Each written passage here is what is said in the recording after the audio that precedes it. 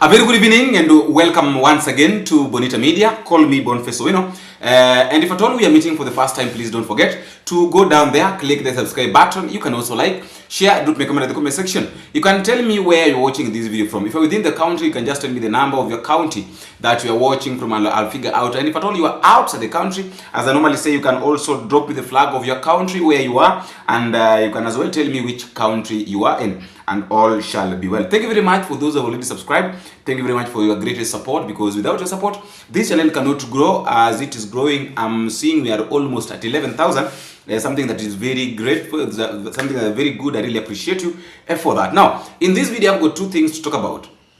Number one, let me start by saying this, that there is a saying which goes that pride comes before a fall. And when you feel like now you own everything, or when you feel like now you've reached that level whereby nobody can tell you anything, that is when now you start coming down. You know, there is nothing as dangerous as being proud. Just humble yourself. Even the Bible says that God lifts the humble and he humbles the proud.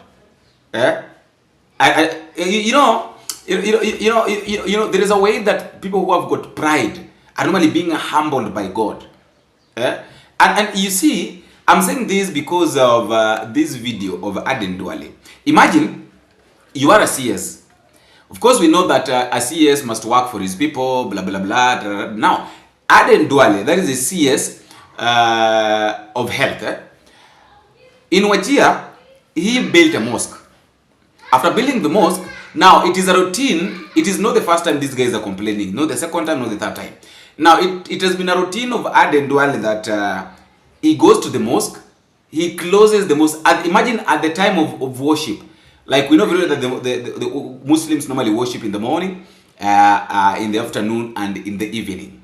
So when Aden Duale is around, he gets into the mosque all by himself, and then closes all the gates of the mosque, and then he gets in and worships by himself. Sasa huyu anajiita CS Duale, akona Uislamu gani amefungia Waislamu mosque? Anajiita CS Duale. Ati amejenga hii mosque, juni yake amejifungia ndani, anataka kufungilia raia wa Islamu.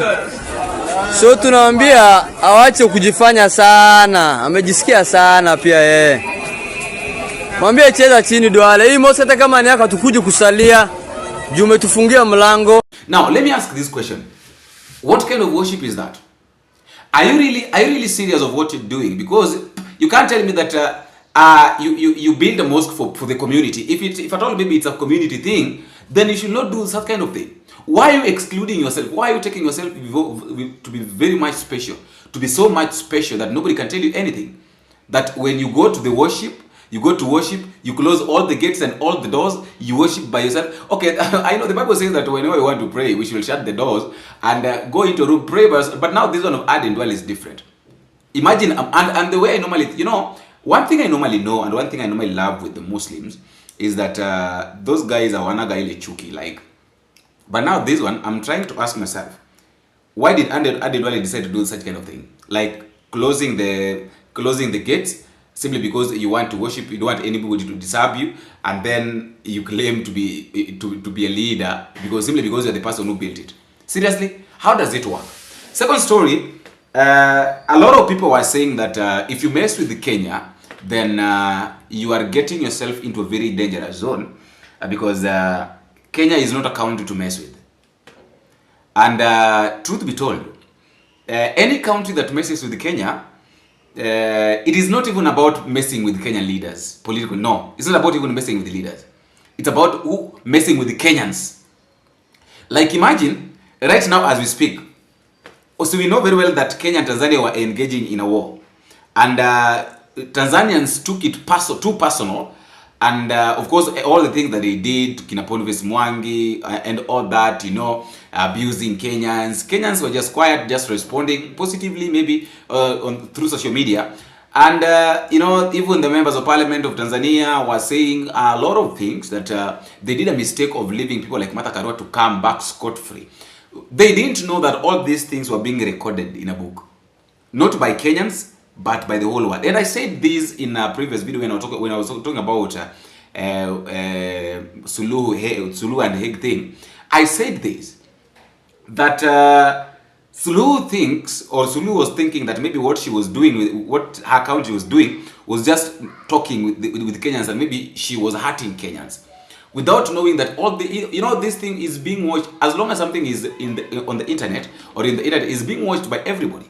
Like, imagine a video, I post a video, is being watched in Mexico, is being watched in Germany, is being watched in India, is being watched in America, North America, South America, Brazil, all those places.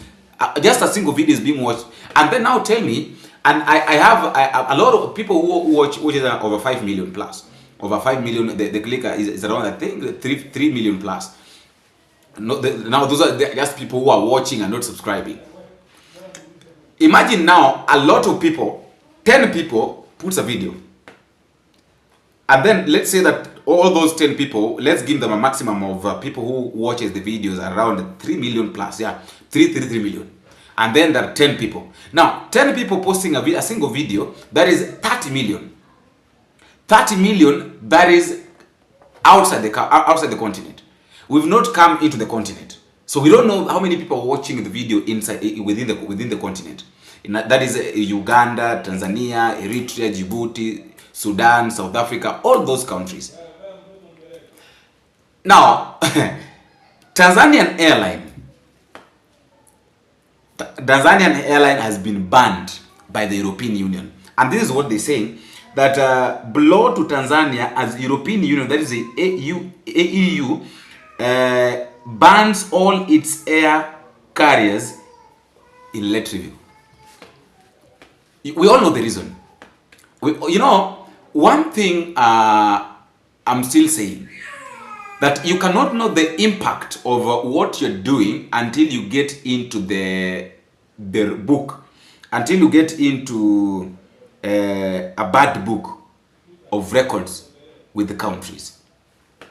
Suluhu didn't know that maybe what she was doing was wrong and all that, or maybe what her people were doing were bad, until now she is in the book of bad record.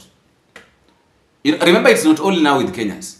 The book is not only because things to do with rape case, sodomization, all those things are very dangerous, by the way. And maybe the way people take it might be taken slightly. Perhaps let's say it might be taken slightly with Tanzanians, because let me just say true that maybe that is how maybe wamezoea, maybe they are used to it. But there are people who are not used to that kind of behaviors. So those things they take them very seriously.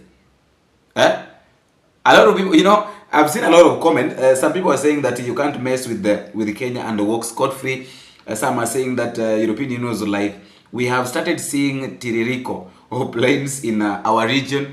Some are saying that how will they explain to the European Union that yet they can't speak in English. Sometimes you just wonder, like, literally, what is going on?